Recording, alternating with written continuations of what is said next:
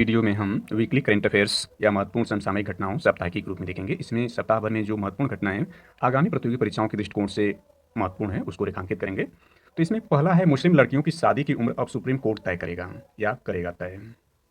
इसको और विस्तार से देखते हैं। तो इलाहाबाद हाईकोर्ट की 16 साल की लड़की की शादी को अवैध करार देने के बाद उठा मामला। इसमें है, सुप्रीम कोर्ट मुस्लिम लड़कियों की शादी की उम्र के मामले पर विचार करेगा। मुस्लिम पर्सनल कानून में लड़की के यौनावस्था प्राप्त करने यानी 15 वर्ष की उम्र के बाद शादी की अनुमति है। शीर्ष अदालत ने हादिया, अखिला और शाफिन जहां के मामले में 2018 के अपने फैसले में माना था कि यौन प्राप्त करना एक वैध मुस्लिम विवाह के लिए एक शर्त है। यह कानूनी मामला इलाहाबाद हाईकोर्ट के एक फैसले के बाद उठाया। हाईकोर्ट ने 16 साल की मुस्लिम लड़की की शादी को अवैध करार दिया था और उससे नारी निकेतन भेज दिया था। मामला 2 देखते हैं। तो इसमें राम सेतु को राष्ट्रीय विरासत घोषित करने की मांग पर होगी सुनवाई। इसमें है, सुप्रीम कोर्ट राम सेतु को राष्ट्रीय विरासत घोषित करने की मांग वाली पूर्व राज्यसभा सदस्य सुब्रमण्यम स्वामी की याचिका पर सुनवाई के लिए तैयार हो गया है। सीजेआई डीवाई चंद्रचूड़ यानी chief justice of India Dhananjay Yashwant Chandrachud और जस्टिस पीए नरसिम्हा और जस्टिस जीबी पारदीवाला ने भाजपा नेता की उस दलील पर गौर किया कि सरकार ने अब तक इस मामले में कोई फैसला नहीं किया है। पीठ के समक्ष स्वामी की वकील ने बताया कि 9 साल से अधिक हो गया और सरकार इसे लटकाए हुए है। इस पर पीठ ने कहा, हम इस मामले पर जल्द ही सुनवाई करेंगे। अगला देखते हैं, मामला 1 है, सभी हाई कोर्ट 3 महीने में स्थापित करें आरटीआई पोर्टल। सुप्रीम कोर्ट ने सभी हाई कोर्ट को 3 महीने के भीतर ऑनलाइन आरटीआई पोर्टल स्थापित करने का निर्देश दिया है। सीजेआई डीवाई चंद्रचूड़, जस्टिस पीएस नरसिम्हा और जस्टिस जीबी पारदीवाला की पीठ ने सूचना के अधिकार आवेदनों की ई फाइलिंग और हाईकोर्ट में पहली अपील के लिए ऑनलाइन पोर्टल स्थापित करने की व्यवस्था की मांग करने वाली याचिका पर यह निर्देश पारित किया। अगली महत्वपूर्ण खबर है यूपी स्पेशल संबंधित। तो इसमें सरकार अगले वर्ष तक सभी ग्राम पंचायतों को उपलब्ध कराएगी sports kits. CM Yogi Adityanath, ये लखनऊ से संबंधित, लखनऊ से न्यूज है। तो मुख्यमंत्री योगी आदित्यनाथ ने कहा है कि युवक और महिला मंगल दल भारत की समृद्धि का आधार है, आत्मनिर्भर भारत की परिकल्पना को साकार कर सकते हैं। सोमवार को युवक महिला दंगल दलों को खेल प्रोत्साहन राशि वितरण कार्यक्रम में मुख्यमंत्री ने लखनऊ मंडल के विभिन्न जिलों के 12 दलों को स्पोर्ट्स किट्स वितरित किया और कोच को नियुक्ति पत्र प्रदान किए। उन्होंने कहा कि अगले वर्ष तक सभी ग्राम पंचायतों को स्पोर्ट्स किट्स उपलब्ध कराने में सफल रहेंगे। अगली महत्वपूर्ण खबर भी सुप्रीम कोर्ट से। सुप्रीम कोर्ट ने तय की समय सीमा 1 रैंक 1 पेंशन का बकाया अगले वर्ष तक फरवरी तक दें केंद्र। सुप्रीम कोर्ट ने कहा है, सुप्रीम कोर्ट ने केंद्र सरकार को पूर्व सैनिकों को 1 रैंक 1 पेंशन यानी ओआरओपी को का बकाया भुगतान अगले वर्ष 28 फरवरी तक करने का निर्देश दिया है। अदालत ने केंद्र से 2019-22 के लिए 28,000 करोड़ रुपए बकाया भुगतान की समय सीमा तय करते हुए कहा, केंद्र शीर्ष कोर्ट के फैसले के पालन के लिए बाध्य है। इसमें सुप्रीम कोर्ट के एक महत्वपूर्ण निर्णय को देखते हैं। इसमें शीर्ष अदालत ने कहा, वेरी वेरी इंपॉर्टेंट ये न्यूज है, शीर्ष अदालत ने कहा फैसले का पालन करना सरकार का कर्तव्य है। और इसमें जो सुप्रीम कोर्ट ने कहा है वह कहा है कि सील बंद लिफाफा नहीं किया स्वीकार, सील बंद लिफाफा नहीं किया स्वीकार, कहा प्रथा खत्म करनी होगी। शीर्ष कोर्ट ने ओआरओपी बकाये के भुगतान पर केंद्र के सीलबंद कवर नोट को स्वीकार करने से इनकार कर दिया। पीठ ने कहा, हमें इस सीलबंद लिफाफे यानी सीलबंद कवर प्रथा को समाप्त करने की जरूरत है। यह निष्पक्ष न्याय की मूल प्रक्रिया के विपरीत है। वेरी वेरी इंपॉर्टेंट है, यानी सुप्रीम कोर्ट ने कहा कि यह निष्पक्ष न्याय की मूल प्रक्रिया के विपरीत है, सीलबंद कवर प्रथा। अगली महत्वपूर्ण खबर देखते हैं। तो इसमें सेबी को सुप्रीम झटका, यानी सेबी को सुप्रीम झटका, एनएसई को लौटाने होंगे 300 करोड़ रुपए। को लोकेशन से जुड़े मामले में सैट के आदेश पर रोक से इनकार। इसको डिटेल में देखते हैं। तो इसमें है, बाजार नियामक सेबी को सुप्रीम कोर्ट से झटका लगाया। शीर्ष अदालत ने एक मामले में सेबी को नेशनल स्टॉक एक्सचेंज यानी एनएसई को 300 करोड़ रुपए लौटाने का आदेश दिया है। मामला को लोकेशन घोटाले से जुड़ा है। साथ ही कोर्ट ने प्रतिभूति अपील न्यायाधिकरण सैट के आदेश पर रोक लगाने से भी इनकार कर दिया। अगली महत्वपूर्ण खबर को देखते हैं। तो इसमें हिंद प्रशांत में शांति और स्थिरता के लिए भारत अपरिहार्य। किशिदा, ये जापान के प्रधानमंत्री हैं, ये कह रहे हैं कि हिंद प्रशांत में शांति और स्थिरता के लिए भारत अपरिहार्य है। जापानी पीएम ने क्षेत्रीय दावे को आगे बढ़ाने की कोशिश में बल प्रयोग को गलत बताया। इसको डिटेल में देखते हैं। इसमें दिया है, जापान के प्रधानमंत्री फूमियो किशिदा ने हिंद प्रशांत क्षेत्र में शांति और स्थिरता के लिए भारत को अपरिहार्य बताया। सोमवार मीन्स आपका 20 मार्च 2023 को इस क्षेत्र की अपनी योजना पेश करते हुए किशिदा ने कहा कि किसी भी देश को समुद्र में अपने क्षेत्रीय दावे को आगे बढ़ाने की कोशिश में बल प्रयोग नहीं करना चाहिए। यहाँ 41वें सप्रू हाउस व्याख्यान में किशिदा ने यूक्रेन के खिलाफ रूस के हमले की निंदा की और प्रधानमंत्री नरेंद्र मोदी की रूसी राष्ट्रपति व्लादिमीर पुतिन को दिए गए संदेश का भी उल्लेख किया। आज का युग युद्ध का युग नहीं है, मुक्त और खुले हिंद प्रशांत एफओ नोटेड पॉइंट है एफओआईपी के लिए अपने दृष्टिकोण का उल्लेख करते हुए उन्होंने कहा, भारत अपरिहार्य है। जापान दक्षिण एशिया क्षेत्र में स्थिरता में योगदान के लिए भारत के साथ मिलकर काम करेगा। इसमें एफओआईपी दूरदर्शी अवधारणा, मुक्त एवं खुला हिंद प्रशांत एक दूरदर्शी अवधारणा है जिसकी स्वीकार्यता लगातार बढ़ रही है। यह कानून और स्वतंत्रता की रक्षा के लिए है। उन्होंने कहा, शांति सर्वोपरि है। संप्रभुता, क्षेत्रीय अखंडता के लिए सम्मान और बल प्रयोग के जरिए यथास्थिति में एक तरफा बदलाव का विरोध जैसे सिद्धांतों को दुनिया भर के हर कोने में पालन किया जाना चाहिए। जापानी प्रधानमंत्री की टिप्पणी यूक्रेन पर रूस के आक्रमण और हिंद प्रशांत क्षेत्र में चीन की सैन्य आक्रामकता को लेकर बढ़ती वैश्विक चिंताओं के बीच आई है। आगे इसमें देखते हैं, मेहमान नवाजी, पीएम मोदी ने किशिदा को खिलाए गोलगप्पे। इसको डिटेल में देखते हैं। तो प्रधानमंत्री नरेंद्र मोदी अक्सर अपने विदेशी समकक्षों के साथ गहरे व्यक्तिगत रिश्ते बनाने में कामयाब रहते हैं। पूर्व अमेरिकी राष्ट्रपति बराक ओबामा से लेकर के रूसी राष्ट्रपति व्लादिमीर पुतिन तक पीएम मोदी के साथ गहरी व्यक्तिगत समझ और साझेदारी की चर्चा कर चुके हैं। दिवंगत जापानी प्रधानमंत्री शिंजो अबे भी पीएम मोदी की खास दोस्ती में शुमार होते थे। बहरहाल जापान के मौजूदा प्रधानमंत्री फूमियो किशिदा पहली बार भारत के दौरे पर आए हैं। नोटेड पॉइंट ये भी है कि ये जो वर्तमान जापानी प्रधानमंत्री हैं फूमियो किशिदा पहली बार भारत के दौरे पर आए हैं। पीएम मोदी किशिदा की मेहमान नवाजी कर रहे हैं। इसी सिलसिले में पीएम मोदी ने सोमवार को द्विपक्षीय बातचीत के बाद किशिदा को भारत के सबसे लोकप्रिय स्ट्रीट फूड गोलगप्पे से रूबरू कराया। दोनों नेता असल में दिल्ली के बुद्ध जयंती पार्क पहुंचे थे। यहाँ पहले तो दोनों नेताओं ने पार्क की सैर की और बाल बोधि वृक्ष के दर्शन की। इसके बाद दोनों नेताओं ने गोलगप्पे, लस्सी और आम पन्ना का लुत्फ उठाया। आगे देखते हैं, इसमें यहाँ पर दिया है जापानी भाषा बुलेट ट्रेन पर समझौता। किशिदा की यात्रा के दौरान दोनों देशों के बीच दो समझौते पर हस्ताक्षर हुए। नोटेड पॉइंट है कि इसमें दो समझौते पर हस्ताक्षर हुए। इसमें पहला जापानी भाषा में एमओसी सहयोग ज्ञापन के नवीनीकरण से संबंधित है। इसका उद्देश्य अनिवार्य रूप से उच्च स्तर की भाषा सीखने पर ध्यान केंद्रित करना है। दूसरा समझौता Mumbai Ahmedabad high speed railway परियोजना से संबंधित है। इस परियोजना के लिए 300 अरब के JICA ऋण पर नोटों का आदान प्रदान था। बांद्रा कुर्ला कॉम्प्लेक्स में भूमिगत स्टेशन के डिजाइन और निर्माण के लिए अनुबंध हो गया है। NHSRCL और MEILHCC संयुक्त उद्यम के अनुबंधों पर हस्ताक्षर किए। अगली महत्वपूर्ण खबर है, इसमें G20 की हिरोशिमा बैठक में मोदी को न्योता। किशिदा ने कहा कि उन्होंने प्रधानमंत्री मोदी को G7 के हिरोशिमा शिखर बैठक में शामिल होने का न्योता दिया है और उन्होंने न्योते को स्वीकार भी कर लिया। कहा कि भारत के साथ बढ़ते हमारे आर्थिक सहयोग से न सिर्फ भारत को फायदा होगा बल्कि इससे जापान में भी आर्थिक तरक्की होगी। इसमें उल्लेखनीय है कि G7 की हिरोशिमा बैठक में मोदी को न्योता दिया गया है। यह G7 का 49वां यानी 49th सम्मेलन है, यानी 49वां जो आपका G7 का शिखर सम्मेलन है वह 19 से 21 मई 2023 तक हिरोशिमा के चोगोकू हिरोशिमा प्रांत जापान में आयोजित किया जाएगा और यह G7 का 49वां शिखर सम्मेलन होगा। G7 में जो महत्वपूर्ण देश शामिल हैं, यानी G7 में जो 7 महत्वपूर्ण देश शामिल हैं उसमें आपके हैं Canada, France, Germany, Italy, Japan, United kingdom और USA यानी अमेरिका। इसमें उल्लेखनीय है कि 2023 शिखर सम्मेलन जो है वो ब्रिटिश प्रधानमंत्री यानी ऋषि सुनक और इतालवी प्रधानमंत्री जियोर्जिया मेलोनी के लिए पहला शिखर सम्मेलन होगा। यानी G7 का जो सम्मेलन है यह इतालवी प्रधानमंत्री और ब्रिटिश प्रधानमंत्री के लिए पहला शिखर सम्मेलन होगा। और इसमें नोटिस पॉइंट है कि G7 पहले G8 हुआ करता था जिसमें रूस भी शामिल था। रूस को इसमें से निष्कासित कर दिया गया है, निकाल दिया गया है। अब जो है आपके यूएनओ यानी जो आपका संयुक्त राष्ट्र है उसकी सुरक्षा परिषद में जो है वो पाँच अस्थायी सदस्य होते हैं। उन अस्थायी सदस्यों में फ्रांस शामिल है, अमेरिका शामिल है, चाइना शामिल है, इंग्लैंड शामिल है और रसिया शामिल है। यानी सुरक्षा परिषद के जो अस्थायी सदस्य परमानेंट मेंबर्स हैं उसमें रसिया शामिल है, चाइना शामिल है, परंतु रसिया और चाइना G7 में शामिल नहीं है। शेष 3 जो आपके जो हैं यूएनओ यानी सुरक्षा परिषद के जो अस्थायी परमानेंट सदस्य हैं, शेष 3 जो आपके G7 में भी शामिल है, 4 आपके अतिरिक्त हैं। किशिदा की यात्रा से मजबूत होंगे संबंध। इसमें है प्रधानमंत्री मोदी ने कहा कि जापानी पीएम किशिदा की यात्रा से दोनों देशों के बीच संबंध और मजबूत होंगे। उन्होंने कहा कि हमने द्विपक्षीय संबंधों खासकर रक्षा, डिजिटल टेक्नोलॉजी, व्यापार और निवेश तथा स्वास्थ्य समेत अन्य क्षेत्रों में प्रगति की समीक्षा की है। अगली महत्वपूर्ण खबर देखते हैं तो शीर्ष 10 अर्थव्यवस्था में भारत व जापान में तेज वृद्धि। 94 देशों की जीडीपी कोरोना पूर्व स्तर से नीचे पहुंची। इसमें दिया है दुनिया के शीर्ष 10 अर्थव्यवस्थाओं में भारत और जापान तेजी से बढ़ रहे हैं। इन देशों की जीडीपी कोरोना पूर्व स्तर से ज्यादा तेजी से बढ़ी है। PhD chamber of commerce and industry यानी PHDCCI के मुताबिक 94 देशों की अर्थव्यवस्था कोरोना पूर्व स्तर से नीचे जा चुकी है। रिपोर्ट में कहा गया कि 2023 में शीर्ष 10 प्रमुख अर्थव्यवस्थाओं में से अमेरिका, चीन, Germany, UK, France, Canada, Italy और ब्राजील जैसे 8 देश महामारी की पूर्व स्तर से भी कम प्रदर्शन कर सकते हैं। चैम्बर ने 2019, 20, 21 और 22 के विकास दर और तेज के अनुमानों के आधार पर अध्ययन किया है। रिपोर्ट में कहा गया कि महामारी के बाद रूस और यूक्रेन के बीच युद्ध से संकट पैदा हो गया। इस दौरान उच्च महंगाई और ब्याज दरों को बढ़ाने के फैसले से देश की सुधर स्थिति पर और बुरा असर पड़ा।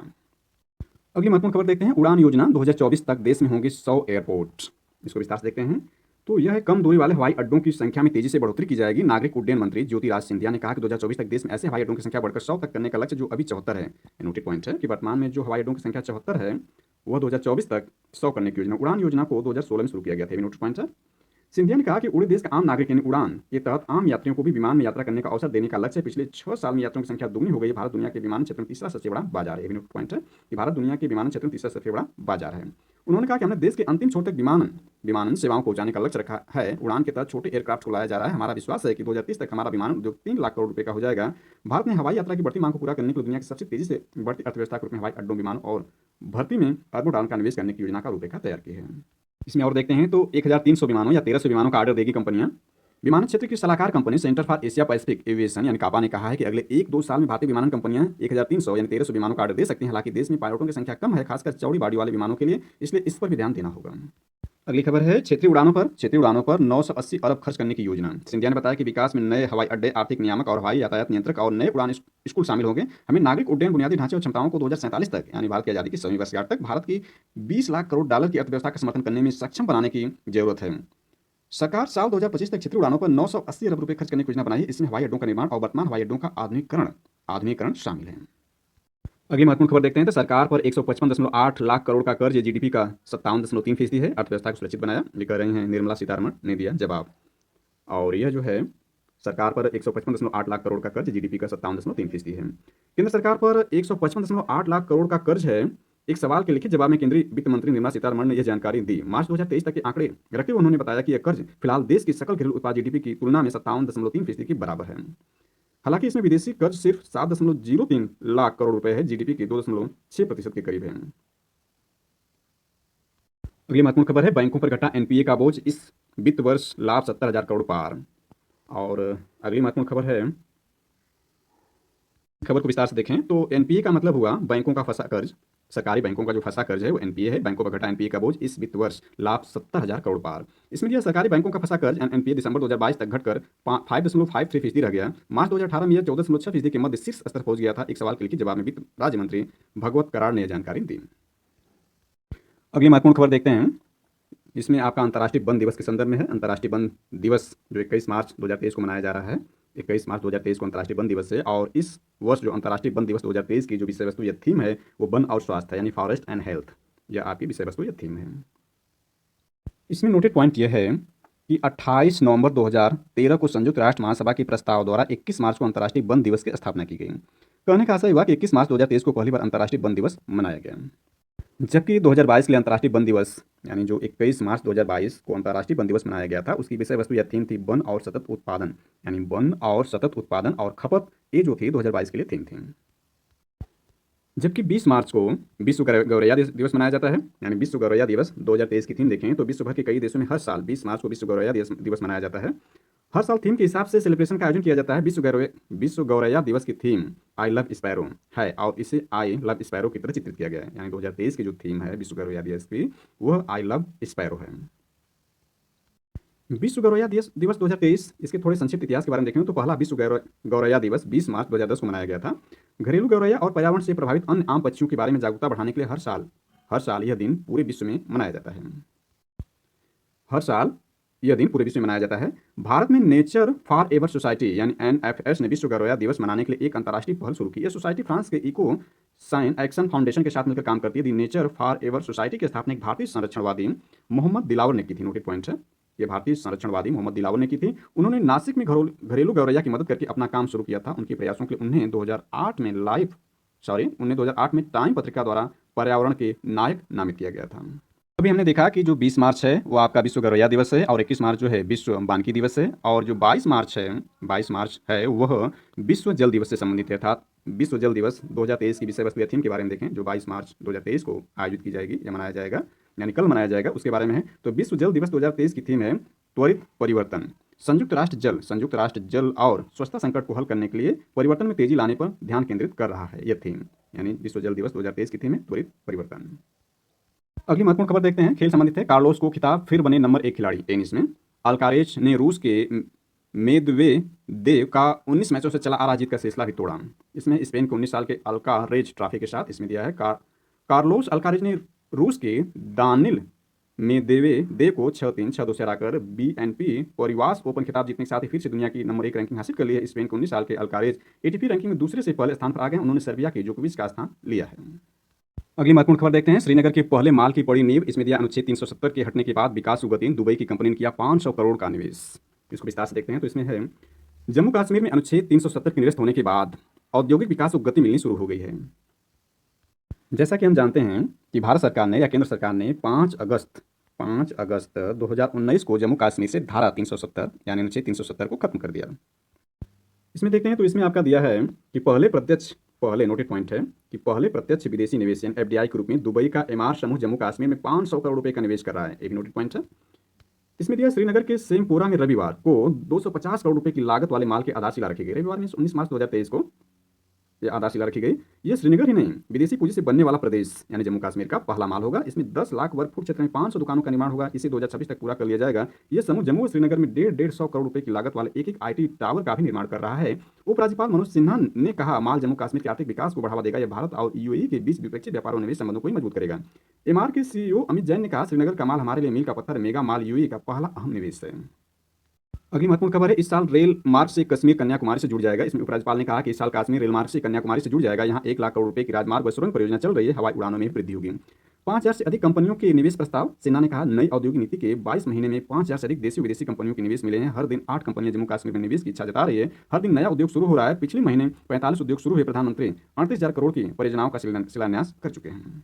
अगली महत्वपूर्ण खबर है, प्रधानमंत्री नरेंद्र मोदी देंगे 29 परियोजनाओं की सौगात। इसमें दिया है, प्रधानमंत्री नरेंद्र मोदी 24 मार्च को काशीवासियों को 29 विकास परियोजनाओं की सौगात देंगे। 9 परियोजनाओं को शिलान्यास और 20 का लोकार्पण करेंगे। प्रशासनिक अधिकारियों ने तैयारियों को अंतिम रूप दे दिया है। प्रधानमंत्री देश की पहली नोटेड पॉइंट है, प्रधानमंत्री ने देश की पहली पब्लिक ट्रांसपोर्ट रोपवे परियोजना की आधारशिला भी रखेंगे। ये वेरी वेरी इंपॉर्टेंट खबर है। इसके साथ ही कैंट रेलवे स्टेशन से गोदौलिया के बीच रोपवे का काम शुरू हो जाएगा। यह परियोजना 644.49 करोड़ रुपए की है। प्रधानमंत्री सबसे पहले कन्वेंशन सेंटर में होने वाले क्षय रोग की अंतर्राष्ट्रीय कार्यशाला में हिस्सा लेंगे। नोटेड पॉइंट है, प्रधानमंत्री सबसे पहले कन्वेंशन सेंटर में होने वाले क्षय रोग की अंतर्राष्ट्रीय कार्यशाला यानी टीबी रोग जो ट्यूबरक्लोसिस डिजीज है, उसकी अंतर्राष्ट्रीय कार्यशाला में हिस्सा लेंगे। फिर संपूर्णानंद संस्कृत विश्वविद्यालय जाएंगे। मंडलायुक्त कौशल शर्मा ने बताया कि प्रधानमंत्री 1781 करोड़ 90 लाख रुपए की 29 विकास परियोजनाओं का लोकार्पण और शिलान्यास करेंगे। अगली महत्वपूर्ण खबर देखते हैं, इसमें भारत में 33% महिलाएं ही कर रही हैं इंटरनेट का इस्तेमाल। इसमें दिया है, संयुक्त राष्ट्र महिला संगठन की महिला स्थिति आयोग यानी UNCSW ने रविवार यानी 19 मार्च 2023 को महिलाओं के खिलाफ डिजिटल दुनिया से भेदभाव खत्म करने को सर्वसम्मति से घोषणा पत्र जारी किया। इससे पहले संबंध में एक रिपोर्ट में बताया कि भारत में 33% महिलाएं इंटरनेट का इस्तेमाल करें। संयुक्त राष्ट्र महासचिव एंटोनियो गुटेरेस, नोटेड पॉइंट है कि संयुक्त राष्ट्र महासचिव जो है यानी यूएनओ के जो महासचिव हैं वो वर्तमान में एंटोनियो गुटेरेस हैं, ने लैंगिक डिजिटल भेदभाव को असमानता का नया चेहरा बताते हुए कहा, महिलाएं भेदभाव के नए तरीके का सामना करें। डिजिटल दुनिया पर पुरुषों का वर्चस्व आने वाले समय में मुश्किलें पैदा कर सकता है। लिहाजा समय रहते डिजिटल दुनिया से लैंगिक भेदभाव खत्म करने की जरूरत है। गुटेरेस ने कहा कि इस पुरुष वर्चस्व वाले डाटा से एआई भी सहज रूप से लैंगिक भेदभाव सीखेंगे, यानी जो आर्टिफिशियल इंटेलिजेंस है वो भी सहज रूप से लैंगिक भेदभाव सीखेंगे। इसमें दिया, उत्पीड़न के प्रयासों से समान रूप से निपटने की जरूरत। UNCSW ने डिजिटल दुनिया में महिलाओं की भागीदारी को बढ़ाने के लिए ऑनलाइन उत्पीड़न के खिलाफ सख्त वातावरण की मांग करते हुए कहा, महिलाओं के खिलाफ किसी भी तरह के हिंसा उत्पीड़न के प्रयासों के समान रूप से निपटने की जरूरत है, क्योंकि डिजिटल हो या फिजिकल दोनों ही रूपों में महिलाओं के उत्पीड़न की समान भावना से जूझना पड़ता है। संयुक्त राष्ट्र महिला संगठन की कार्यकारी निदेशक सीमा बाहाश कहती हैं, 45 सदस्यों वाले आयोग का यह दस्तावेज विश्व की महिलाओं के लिए डिजिटल दुनिया में समानता के अवसर लाएगा। अगली महत्वपूर्ण खबर देखते हैं, तो इसमें आपका दिया है, भूकंप से 20 लोगों की मौत। यह खबर जो इक्वाडोर और पेरू में शनिवार मीन्स 18 मार्च 2023 को आए 6.7 तीव्रता के भूकंप से 20 से ज़्यादा लोगों की मौत हो गई, जबकि 400 से अधिक लोग घायल हो गए। भूकंप का असर इक्वाडोर के माचला और कुएनका में सबसे ज़्यादा हुआ, जिससे यहाँ कई इमारतें धराशायी हुई। यूनाइटेड स्टेट्स जियोलॉजिकल सर्वे यानी USGS के मुताबिक भूकंप की तीव्रता रिक्टर पैमाने 6.8 है। इसका केंद्र इक्वाडोर के दूसरे सबसे बड़े शहर गुआयाकिल, नोटेड पॉइंट है कि जो इक्वाडोर का दूसरा सबसे बड़ा शहर है गुआयाकिल के पास प्रशांत महासागर के तट पर जमीन से करीब 80 किलोमीटर की गहराई पर था। अगली महत्वपूर्ण खबर है, बच्चे के जन्म के बाद भी मातृत्व अवकाश। हाईकोर्ट ने एटा के BSA का आदेश अवैध करार देते हुए किया रद्द, महिलाओं के अधिकारों पर की टिप्पणी। इसमें इलाहाबाद हाईकोर्ट संबंधित महत्वपूर्ण खबर है, इसको देखते हैं क्या इसमें है। इलाहाबाद हाईकोर्ट ने अपने महत्वपूर्ण फैसले में कहा कि बच्चे के जन्म के बाद मातृत्व अवकाश देने से इनकार नहीं किया जा सकता। कानून के तहत महिला को बच्चे के जन्म के बाद भी मातृत्व अवकाश पाने का अधिकार है। कोर्ट ने कहा, मातृत्व अवकाश व चाइल्ड केयर अवकाश दोनों अलग अलग अवकाश है, दोनों एक साथ भी लिए जा सकते हैं। बच्चे के जन्म हो चुका है, इस आधार मातृत्व अवकाश देने से इनकार करना गलत है। कोर्ट ने जिला बेसिक शिक्षा अधिकारी एटा के बच्चे का जन्म होने के बाद मातृत्व अवकाश देने से इनकार करने के आदेश को अवैध करार देते हुए उसे रद्द कर दिया। और प्राइमरी स्कूल हीरापुर की प्रधानाध्यापिका याची को बकाया सहित नियमित वेतन भुगतान करने का निर्देश दिया। कोर्ट ने BSA को 2 हफ्ते में आदेश जारी करने का निर्देश दिया है। BSA ने कहा था कि बच्चे के जन्म के बाद मातृत्व अवकाश नहीं मिलेगा, यानी चाइल्ड केयर अवकाश ले सकते हैं, जबकि याची ने 180 दिन का मातृत्व अवकाश मांगा था। इस मांग को खारिज करने की वैधता को याचिका में चुनौती दी गई थी। अगली महत्वपूर्ण खबर है, मैत्री पाइपलाइन, नोटेड पॉइंट है। मैत्री पाइपलाइन भारत बांग्लादेश के बीच संबंधों को करेगी और गहरा। PM मोदी ने बांग्लादेशी PM शेख हसीना के साथ डीजल पाइपलाइन की शुरुआत की। इसको विस्तार से देखते हैं, तो इसमें प्रधानमंत्री नरेंद्र मोदी ने कहा, भारत बांग्लादेश मैत्री पाइपलाइन दोनों देशों के बीच ऊर्जा सुरक्षा में सहयोग बढ़ाएगी। PM मोदी और बांग्लादेश के प्रधानमंत्री शेख हसीना ने भारत के उत्तरी बांग्लादेश तक डीजल पहुंचाने के लिए 377 करोड़ रुपए की पाइपलाइन का शनिवार 18 मार्च 2023 को वीडियो कॉन्फ्रेंस के जरिए उद्घाटन किया। इससे जहां लागत में कमी आएगी, वहीं कार्बन फुटप्रिंट भी कम होगा। प्रधानमंत्री मोदी ने इस मौके पर कहा, मुझे विश्वास है कि यह पाइपलाइन बांग्लादेश के विकास को और गति देगी और दोनों देशों के बीच बढ़ते संपर्क का एक उत्कृष्ट उदाहरण होगी। यह भारत और बांग्लादेश के बीच पहली, नोटेड पॉइंट है, यह भारत और बांग्लादेश के बीच पहली अंतर्राष्ट्रीय ऊर्जा पाइपलाइन है, जिसे 370 करोड़ रुपए की अनुमानित लागत से बनाया गया है। पाइपलाइन के बांग्लादेश हिस्से को लगभग 285 करोड़ रुपए की लागत से अनुदान सहायता के तहत भारत सरकार की ओर से तैयार किया गया है। प्रधानमंत्री कार्यालय पीएमओ की ओर से जारी बयान के मुताबिक पीएम मोदी ने कहा, पिछले कुछ वर्षों में पीएम शेख हसीना के कुशल नेतृत्व में बांग्लादेश ने उल्लेखनीय प्रगति की है। प्रत्येक भारतीय को इस बात पर गर्व और खुशी है कि हम बांग्लादेश की इस विकास यात्रा में योगदान करने में सक्षम हुए हैं। पीएम मोदी ने कहा, परियोजना की शुरुआत सितंबर 2018 में हुई थी। इस वक्त भारत से बांग्लादेश को 512 किलोमीटर लंबे रेल मार्ग से डीजल पहुंचाया जाता है, लेकिन 331.5 किलोमीटर की पाइपलाइन से असम से नुमलीगढ़ से हर साल 10 lakh metric ton diesel Bangladesh को आपूर्ति की जाएगी। इसको और विस्तार से देखते हैं तो उद्घाटन का शुभ संयोग, भारत बांग्लादेश मैत्री पाइपलाइन का उद्घाटन बंगबंधु शेख मुजीबुर रहमान की जयंती के एक दिन बाद हो रहा है। पीएम मोदी ने कहा, क्या शुभ संयोग है कि आज का उद्घाटन बंगबंधु शेख मुजीबुर रहमान की जयंती के एक दिन बाद हो रहा है। बंगबंधु की सोनार बांग्ला दृष्टि में पूरे क्षेत्र का सामंजस्यपूर्ण विकास और समृद्धि शामिल है। यह संयुक्त परियोजना उनकी दृष्टि का एक आदर्श उदाहरण है। 1100 मेगावाट बिजली बांग्लादेश को दे रहा है भारत। बिजली के क्षेत्र में दोनों देशों के बीच सहयोग सफल बताते हुए पीएम ने कहा, आज बांग्लादेश को 1100 मेगावाट से अधिक बिजली आपूर्ति कर रहा है। मैत्री सुपर थर्मल पावर प्लांट की पहली यूनिट भी चालू हो गई है। इसमें दिया है, दोनों देशों के विकास को और गति मिलेगी, बढ़ेगा संपर्क। पीएम मोदी ने कहा, मुझे विश्वास है कि यह पाइपलाइन बांग्लादेश के विकास को और गति देगी। दोनों देशों के बीच बढ़ते संपर्क का भी उत्कृष्ट उदाहरण है। उन्होंने कहा कि मुझे याद है कि कई वर्षों पूर्व प्रधानमंत्री शेख हसीना जी ने 1965 से पहले की रेल कनेक्टिविटी बहाल करने के अपने विजन के बारे में चर्चा की थी। उसी समय से दोनों देशों के मिलकर इस पर बहुत प्रगति की। इसी का परिणाम है कि कोविड महामारी के दौरान हमने रेल नेटवर्क के जरिए बांग्लादेश को ऑक्सीजन भेजने में सुविधा रही। इस दृष्टि के लिए मैं प्रधानमंत्री शेख हसीना जी का हृदय से अभिनंदन करता हूँ। मैत्री सुपर थर्मल पावर प्लांट की दूसरी यूनिट को भी जल्दी चालू करने की दिशा में काम कर रहे हैं। उन्होंने कहा, जहां तक ऊर्जा सहयोग की बात है, हमारा पेट्रोलियम व्यापार $1 अरब पार कर चुका है। नेक्स्ट है, भारत सच्चा मित्र, हमारी मित्रता अखंड बनी रहे, शेख हसीना, यानी बांग्लादेश की पीएम का यह कहना है। बांग्लादेश की प्रधानमंत्री शेख हसीना ने कहा, जब दुनिया भर के कई देश रूस यूक्रेन युद्ध के कारण ईंधन संकट के कगार पर हैं, उस समय यह मैत्री पाइपलाइन हमारे लोगों की ईंधन सुरक्षा सुनिश्चित करने में महत्वपूर्ण भूमिका निभाएगी। भारत को बांग्लादेश का सच्चा मित्र बताते हुए हसीना ने कहा कि वह चाहती हैं कि मित्रता अखंड बनी रहे। उन्होंने कहा, मैत्री पाइपलाइन दो मित्र देशों के बीच विकास के लिए सहयोग में एक मील का पत्थर है। ईंधन सुरक्षा सुनिश्चित करने के अलावा आर्थिक विकास को भी बढ़ाएगी। हसीना ने कहा कि इस पाइपलाइन से भारत के डीजल आयात करने में लगने वाला समय और खर्च काफी कम हो जाएगा। बांग्लादेश सरकार की ओर से संचालित नोटेड पॉइंट है कि बांग्लादेश सरकार की ओर से संचालित यूनाइटेड न्यूज ऑफ बांग्लादेश ने उनके हवाले से कहा, हमने अपनी सभी विपक्षी समस्याओं को एक एक करके सुलझा लिया है। अगली महत्वपूर्ण खबर को देखते हैं। एनजीटी ने कोच्चि नगर निगम पर 100 करोड़ का जुर्माना लगाया। इसको विस्तार से देखते हैं तो राष्ट्रीय हरित अधिकरण यानी एनजीटी ने कोच्चि नगर निगम के खिलाफ सख्त कार्रवाई की है। एनजीटी ने कोच्चि कॉर्पोरेशन के खिलाफ 100 करोड़ रुपए का जुर्माना लगाया। जुर्माना पर्यावरण नियमों की उपेक्षा कर कोच्चि में एक कूड़ा घर पर आग लगाने के लिए लगाया गया। आदेश में कहा गया है, कोच्चि नगर निगम लंबे समय से अपने कर्तव्यों को उपेक्षा कर रहा है। एनजीटी के बारे में संक्षेप में देखें तो नेशनल ग्रीन ट्रिब्यूनल यानी भारत में जो है, इसकी स्थापना राष्ट्रीय ग्रीन ट्रिब्यूनल अधिनियम के तहत वर्ष 2010 में की गई। यानी एनजीटी की जो स्थापना नेशनल ग्रीन ट्रिब्यूनल की स्थापना 2010 में की गई थी और यह भारतीय संविधान के अनुच्छेद 21 यानी आर्टिकल 21 से संबंधित है, यानी जिसमें प्राण और दैहिक स्वतंत्रता का प्रावधान किया गया है। और इसकी जो व्याख्या, इसकी विस्तृत व्याख्या मेनका मामले 1978 में इसकी व्याख्या करते हुए सुप्रीम कोर्ट ने इसके तहत 35 संबंधित अन्य मामले जोड़े थे। तो यह जो एनजीटी है वह आपका जो है अनुच्छेद 21 से संबंधित, इसकी स्थापना 2010 में की गई थी। इसको और विस्तार में देखें तो यह जो आपका है, यानी भारत दुनिया का तीसरा देश है इस तरह का बनाने वाला। भारत दुनिया का तीसरा देश है, ऑस्ट्रेलिया न्यूजीलैंड के बाद पर्यावरण मामलों से निपटने के लिए इस तरह की संस्था बनाने वाला भारत दुनिया का तीसरा देश है। और यह एक जो एनजीटी जो है सांविधिक निकाय के रूप में स्थापना की गई, अर्थात एक सांविधिक निकाय है। और नोटेड पॉइंट यह है कि वर्तमान में जो एनजीटी के अध्यक्ष हैं वह न्यायमूर्ति आदर्श कुमार गोयल हैं। यानी एनजीटी के जो अध्यक्ष वर्तमान में हैं वह आदर्श कुमार गोयल जी हैं, जो 6 जुलाई 2018 से अपना कार्यभार ग्रहण किए हैं। से नेशनल ग्रीन ट्रिब्यूनल के अध्यक्ष के रूप में वर्तमान अध्यक्ष हैं आदर्श कुमार गोयल जी। इसमें उल्लेखनीय यह है कि इसमें जो मामले आते हैं सुनवाई करने के लिए, जो एनजीटी को शक्तियां दी गई हैं वो दीवानी प्रकृति शक्तियां हैं, अर्थात फौजदारी प्रकृति की नहीं है। और इसमें जो मामले सुनवाई के अधिकार क्षेत्र हैं उसमें आपका जल प्रदूषण की रोकथाम और निवारण अधिनियम 1974 इसमें शामिल होता है। इसके बाद जल प्रदूषण की रोकथाम और नियंत्रण उपकर अधिनियम 1970 इसमें शामिल है। इसके बाद आपका इसमें जो शामिल है वन संरक्षण अधिनियम 1980 शामिल है। और वायु प्रदूषण की रोकथाम और नियंत्रण अधिनियम 1981 इसमें शामिल है। और पर्यावरण संरक्षण अधिनियम 1986 भी इसमें शामिल है। इसके साथ ही आपका जो है सार्वजनिक देयता बीमा अधिनियम 1991 और जैव विविधता अधिनियम 2002 इसके अंतर्गत या इसकी सुनवाई के अंतर्गत इसमें शामिल हैं। जबकि इसमें नोटेड पॉइंट है कि नेशनल ग्रीन ट्रिब्यूनल जो है, जो अभी उपरोक्त बताया गया उस कानून से निर्णय आदेश संबंधित दे सकती है, परंतु इसमें जो आपका है भारतीय वन अधिनियम 1927, नोटेड पॉइंट है कि भारतीय वन अधिनियम जो 1927 और वन्यजीव संरक्षण अधिनियम 1972 और राज्यों द्वारा बनाए गए किसी भी अन्य कानून जो पेड़ों जंगलों आदि के संरक्षण संबंधित है के तहत आने वाले किसी भी मुद्दे को सुनने से प्रतिबंधित कर दिया गया है एनजीटी को। अगली महत्वपूर्ण खबर है, असम में एक दिन में 2 बार लगे भूकंप के झटके, नुकसान नहीं। पूर्वोत्तर राज्य असम में शनिवार यानी 18 मार्च 2023 को एक दिन में भूकंप के 2 बार मामूली झटके महसूस किए गए। रिक्टर पैमाने भूकंप की तीव्रता 3.6 और 2.8 आंकी गई। दोनों ही भूकंप में किसी की हताहत होने की खबर नहीं है। इसका केंद्र ब्रह्मपुत्र नदी के दक्षिणी किनारे पर जोरहाट जिले के तिताबर के पास भूमि तल से 50 किलोमीटर गहराई पर था। अगली महत्वपूर्ण खबर है, न्यायपालिका के किसी निर्णय पर सरकार का दबाव नहीं है। सीजीआई यानी chief justice of India DY Chandrachud यानी धनंजय यशवंत चंद्रचूड़ ने कहा कहा 23 साल से जज हूँ, आज तक किसी ने कोई फैसला खास ढंग से करने को नहीं कहा। आज तक किसी ने कोई फैसला खास ढंग से करने को नहीं कहा।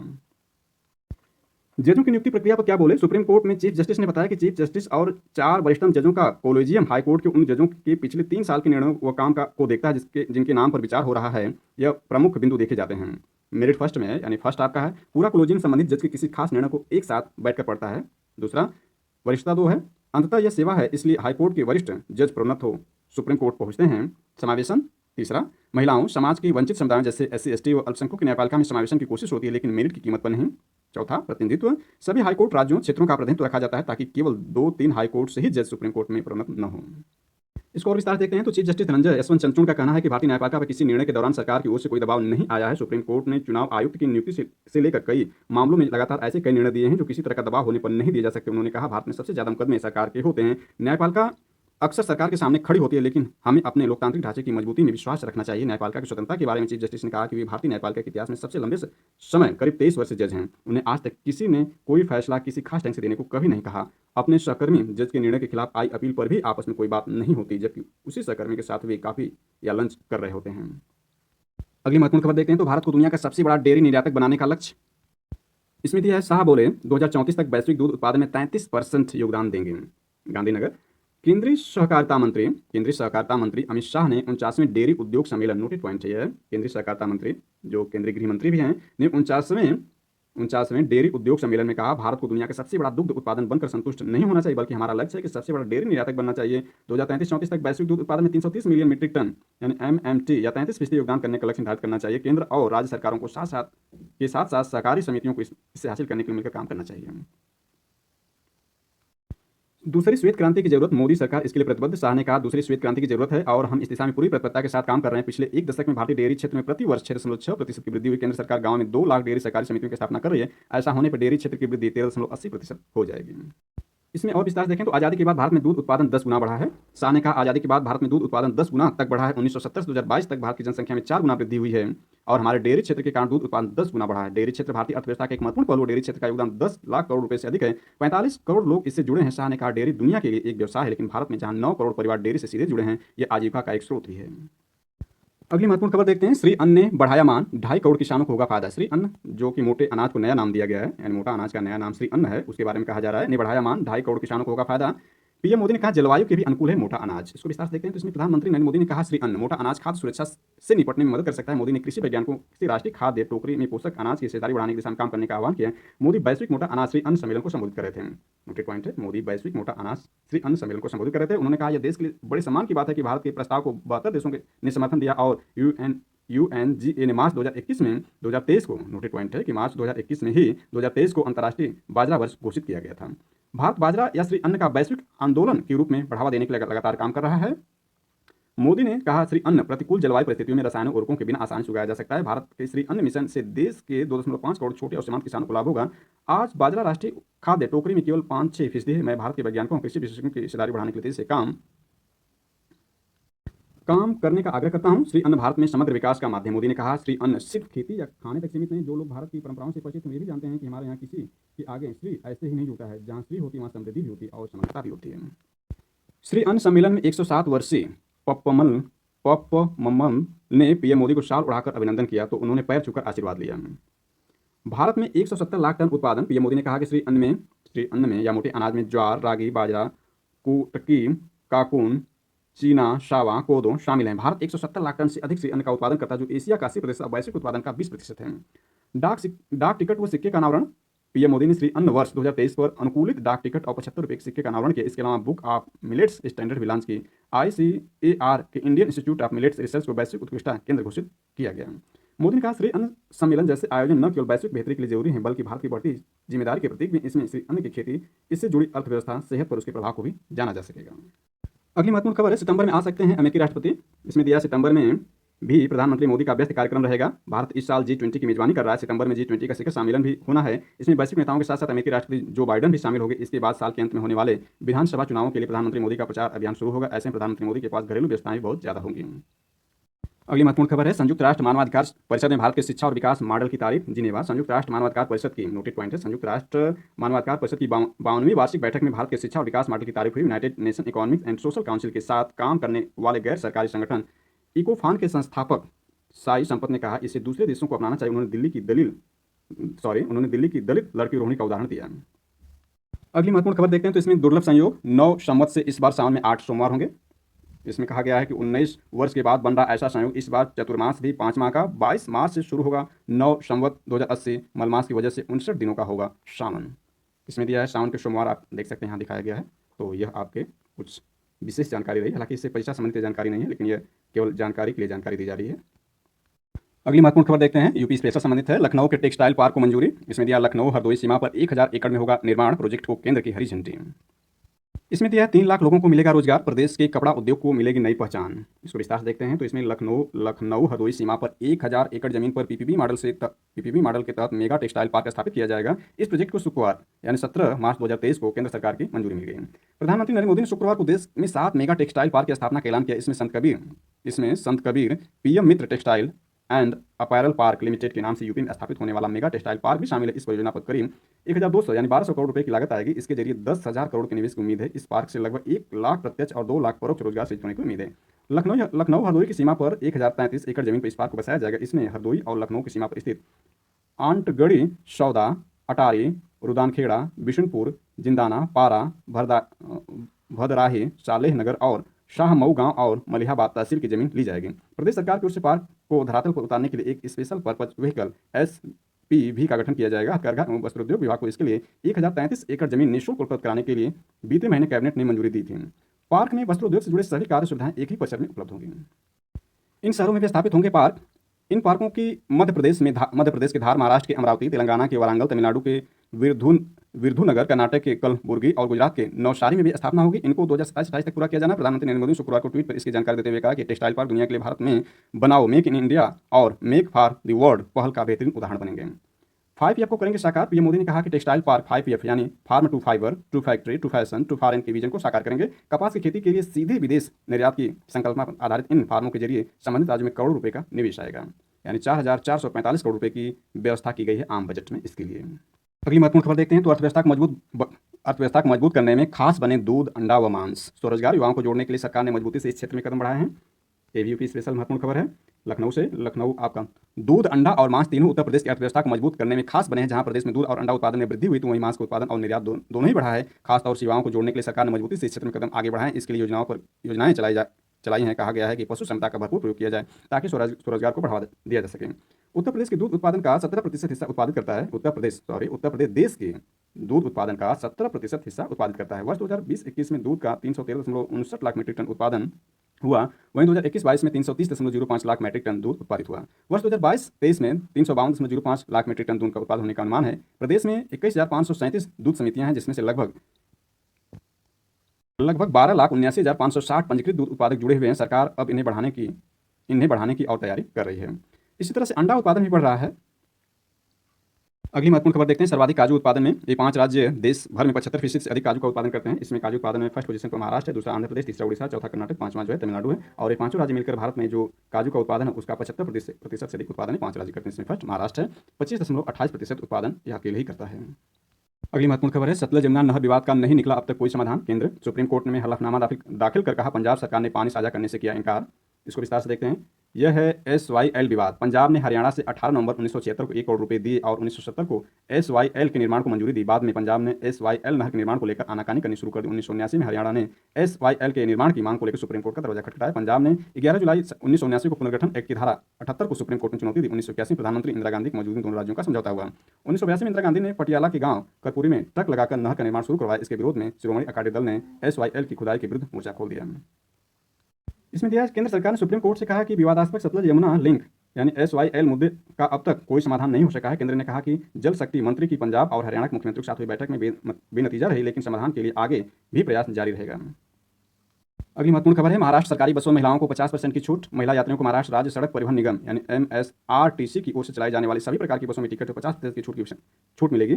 एमएसआरटीसी ने यह घोषणा की है। एमएसआरटीसी ने शुक्रवार यानी 17 मार्च 2023 को सुबह कहा, यह लाभ राज्य सरकार की महिला सम्मान योजना के तहत महिलाओं को दिया जाएगा और निगम को रियायत राशि की प्रतिपूर्ति प्रदेश सरकार करेगी। बजट में ही सरकार ने यह अहम घोषणा कर दी थी। अगली महत्वपूर्ण खबर भी यूपी स्पेशल संबंधित है। समाज कल्याण विभाग में अब केवल ऑनलाइन होगा काम, इसमें दिया है लखनऊ। समाज कल्याण विभाग में कोई भी योजना ऑफलाइन नहीं रहेगी। आवेदन से लेकर भुगतान तक सब कुछ ऑनलाइन होगा। किसी भी योजना में विभिन्न विभागों की रिपोर्ट मैनुअल किसी कार्मिक द्वारा लगाने की व्यवस्था खत्म होगी। इसके लिए समाज कल्याण निदेशालय जरूरी तैयारियों में जुटा हुआ है। समाज कल्याण विभाग की छात्रवृत्ति, यौन की भरपाई योजना और वृद्धावस्था पेंशन योजना पूरी तरह से ऑनलाइन हो चुकी है। इसके अच्छे परिणाम आ रहे हैं। इन योजनाओं में और सुधार के साथ साथ परिवारिक कल्याण लाभ योजना, अनुसूचित जाति अनुसूचित जनजाति अत्याचार निरोधक अधिनियम, आश्रम पद्धति विद्यालय, मुख्यमंत्री शादी अनुदान योजना और वृद्धाश्रम योजना को भी ऑनलाइन करने की दिशा में काम शुरू हो चुका है। सभी योजना अधिकारियों से इस बारे में विस्तार से प्रस्ताव मांगे गए हैं, जिसमें एनआईसी की भी मदद ली जा रही है। अगली महत्वपूर्ण खबर है, भारत और कोरिया की वायुसेना ने डेजर्ट फ्लैग में लिया हिस्सा। इसमें देखते हैं बहुपक्षीय वायु अभ्यास। नोटेड पॉइंट है कि यह बहुपक्षीय वायु अभ्यास के रूप में डेजर्ट फ्लैग अभियान शुक्रवार यानी 18 मार्च 2023 को संपन्न हुआ। इस दौरान कोरिया की वायुसेना ने भारतीय वायुसेना यानी आईएएफ के दल के सदस्यों के साथ विचार विमर्श किया। आईएएफ ने मीडिया समन्वय केंद्र ने ट्वीट किया, कोरिया की वायुसेना ने आईएएफ के साथ वार्ता भी की। इस अभ्यास में यूएई, फ्रांस, नोटेड पॉइंट है, इस अभ्यास में UAE, France, Kuwait, Australia, UK, Bahrain, Morocco, Spain, Korea गणराज्य और यूएसए की वायुसेना ने भी भाग लिया। न्यूजीलैंड में भी टिकटॉक का उपयोग नहीं कर सकेंगे सांसद। अगली महत्वपूर्ण खबर है, टावर ऑफ लंदन में विजय प्रतीक बनेगा भारत का कोहिनूर। इसमें दिया है, महाराजा रणजीत सिंह के खजाने में शामिल था ये हीरा, बाद में महारानी विक्टोरिया को सौंपा गया। ब्रिटेन में आकर्षण के कोहिनूर का सफर। खबर है, राष्ट्रपति मुर्मू ने नेपाल के नए राष्ट्रपति पौंडेल से द्विपक्षीय संबंधों पर की बात। पद संभालने पर दी बधाई, मित्रतापूर्ण संबंधों को प्रगाढ़ करने पर चर्चा। पौंडेल ने 13 मार्च को ली शपथ। गौरतलब है कि नेपाल के नवनियुक्त राष्ट्रपति को 13 मार्च को कार्यकारी मुख्य न्यायाधीश ने एक समारोह में शपथ दिलाई थी। यानी ये आपके हैं रामचंद्र पौंडेल, यह नेपाल के नवनियुक्त राष्ट्रपति हैं। और राम सहाय बने नेपाल के उपराष्ट्रपति। ये आपके राम सहाय यादव जी हैं, ये नेपाल के उपराष्ट्रपति बने हैं। और इसको विस्तार से देखें तो इसमें दिया है, राष्ट्रपति द्रौपदी मुर्मू ने शुक्रवार को नेपाल के नए राष्ट्रपति रामचंद्र पौंडेल से टेलीफोन पर बातचीत की और राष्ट्रपति पर संभालने के लिए उन्हें बधाई दी। इस दौरान दोनों नेताओं के बीच द्विपक्षीय सहयोग को मजबूत बनाने, इन दोनों देशों के लोगों के बीच मित्रतापूर्ण संबंधों की और प्रगाढ़ बनाने के उपायों पर चर्चा की। राष्ट्रपति भवन के बयान के अनुसार राष्ट्रपति द्रौपदी मुर्मू अभी केरल के दौरे पर हैं और शुक्रवार शाम उन्होंने पौंडेल से बातचीत